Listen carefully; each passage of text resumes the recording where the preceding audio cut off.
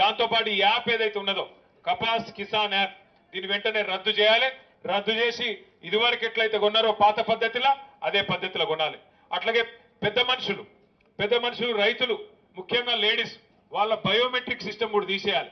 వాళ్ళ కుటుంబ సభ్యులు తీసుకొస్తే ఆధార్ కార్డు చూసుకో, కావాలంటే ఆధార్ కార్డు చూసుకో, కాదంటే రేషన్ కార్డు చూసుకో, వాళ్ళ కుటుంబమా కాదా చూసుకొని బరాబర్ కొను.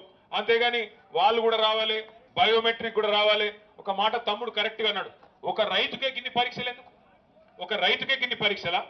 బ్యాంకులల్లో 1000 కోట్లు ఎత్తుకపోయినకేమో ఏం పరీక్షలు ఉన్నాయి, ఆయనకి లోన్లు ఇచ్చినప్పుడు ఏమున్నాయి.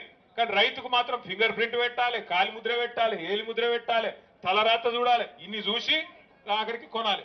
ఆ కొనుడు కూడా చక్కగా కొనరు. అందుకే మీకు నేను చెప్పేది దయచేసి యాద పెట్టుకోండి. పెద్దలు శ్రీశ్రీ గారు ఎప్పుడో చెప్పిండు, పోరాడితే పోయేదేమీ లేదు, బానిస సంఖ్యలు తప్ప. బరాబర్ కొట్లాడాలి, కొట్లాడితేనే తెలంగాణ వచ్చింది. యాద పెట్టుకోండి. ఇదే బోరస్ కాడ నేను వచ్చిన ఆ రోజు మీరందరూ వంట వార్పు పెడితే బోరస్ కాడనే చేసినాం.